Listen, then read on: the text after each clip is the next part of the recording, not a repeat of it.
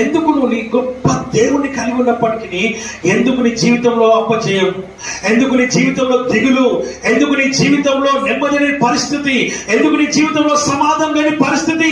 ఒక్కసారి నేను పరిశీలన చేసుకొని దావీదు అడిగినట్టుగా అయ్యా నన్ను పరిశీలించు, అయ్యా నన్ను పరీక్షించు, అయ్యా నన్ను పరిశోధించి తెలుసుకో, నేను నీ సన్నిధిలో యథార్థవంతుడనై ఉన్నానయ్యా అని చెప్పగలిగే స్థితికి నువ్వు రావాలన్నదే ఆయన అభిష్టమై ఉన్నది. అందుకే హన్నా ఒక నిర్ణయం తీసుకున్నది.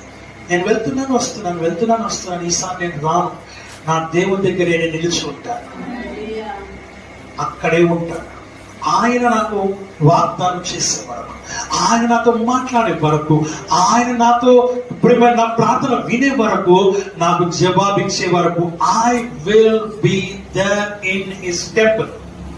ఆయన మందిరంలోనే ఉంటా, అక్కడే తెరుచుకుంటాను.